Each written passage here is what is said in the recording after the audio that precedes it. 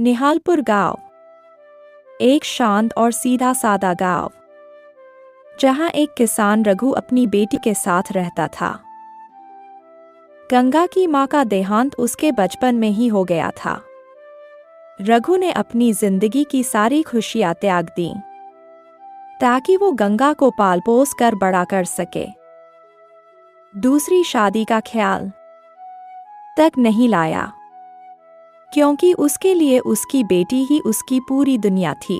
गंगा जवान हो चुकी थी, खूबसूरत, समझदार और बेहद संस्कारी। पूरे गांव में उसकी तारीफें होती थीं। एक दिन रघु खेत जाने की तैयारी कर रहा था। अभी तक खाना नहीं बना? खेत में देर हो रही है बिटिया। हाँ बाबा, चूल्हे की लकड़ी गीली थी ना, इसलिए देरी हो गई। आप चलिए, मैं खाना खेत में ही ले आऊंगी। ठीक है बिटिया, जा रहा हूँ। वो खेत पहुंचा और काम में लग गया। तभी गंगा गरम खाना लेकर पहुंची। बाबा, खाना लेकर आई हूँ। अब जल्दी से आ जाओ, गर्मा गर्म है। थोड़ी देर रुक जा बेटी, 15 मिनट का काम बचा है। नहीं बाबा, खाना ठंडा हो जाएगा। अभी आओ, नहीं तो गुस्सा हो जाऊंगी। अरे आ गया, तू तो इस जन्म में भी मेरी दादी अम्मा है। चल खाना परोस दे। ने प्यार से बाबा को खाना खिलाया और लौट गई। पास के खेतों में काम कर रहा धनवीर यह सब देख रहा था। गंगा अब बड़ी हो गई है, अब उसकी शादी की सोचनी चाहिए। हाँ भाई, एक अच्छा वर मिलते ही उसका ब्याह कर दूंगा। रामकिशन का बेटा आकाश है, पढ़ा लिखा और नेक लड़का। बिल्कुल, बात चला दो। अगली फसल बिकेगी तो मैं गंगा की शादी कर दूंगा। लेकिन किस्मत को कुछ और ही मंजूर था। अगले दिन जब रघु खेत जा रहा था, घनी झाड़ियों के बीच अचानक एक सांप ने उसे डस लिया। हे भगवान, सांप ने डस लिया। मुझे घर पहुंचना होगा। रघु लड़खड़ाते हुए घर पहुंचा और गिर पड़ा। गंगा दौड़कर आई, पानी पिलाया। हे भगवान, बाबा को सांप ने काट लिया है। वो दौड़कर वैद्य जी को बुलाने गई। वैद्य जी आए, चीरा लगाया, जहर निकाला, दवा दी। गांव वाले भी इकट्ठा हो गए। रघु को होश आया, लेकिन वो हाथ पैर नहीं हिला पा रहा था। गंगा, जहर निकाला तो है, लेकिन असर पूरी तरह नहीं गया। इलाज के लिए शहर ले जाना होगा। 500 रुपए तक आएगा, और देरी हुई तो जान का खतरा है। गंगा परेशान थी। कहां से लाए इतनी रकम? बेटी, मेरी चिंता मत कर।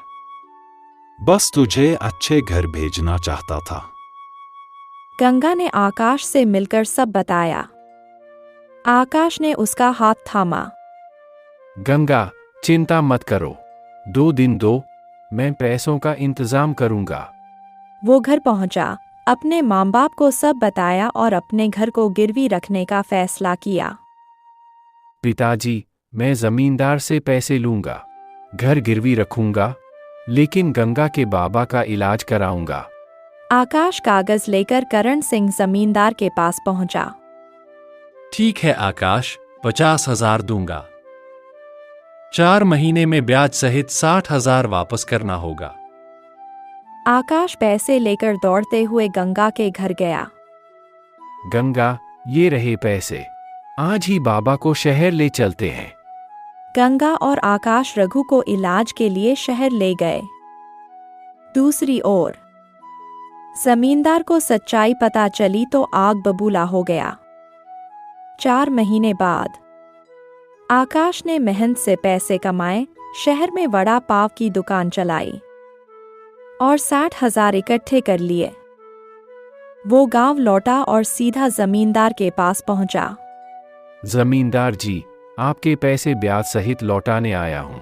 अब मेरे घर के कागज वापस दीजिए। न पैसे मिलेंगे, न कागज, जा यहां से। उसने रात को अपने आदमियों को भेजकर आकाश के घर में आग लगवा दी। अब बहुत हो गया, आज आकाश का घर जलाया है, कल हमारा जलाएगा। चलो जमींदार के घर। फिर सब लोग जमींदार के घर पहुंच गए। रुको, माफ कर दो, आज के बाद कभी किसी के साथ जुल्म नहीं करूंगा। तो सबकी जमीन के कागज लौटा और आकाश के भी। जमींदार ने हार मान ली और कागज लौटा दिए। गांव में फिर से खुशियां लौट आईं। आकाश और गंगा की धूमधाम से शादी कर दी गई। रघु के चेहरे पर फिर से मुस्कान लौट आई।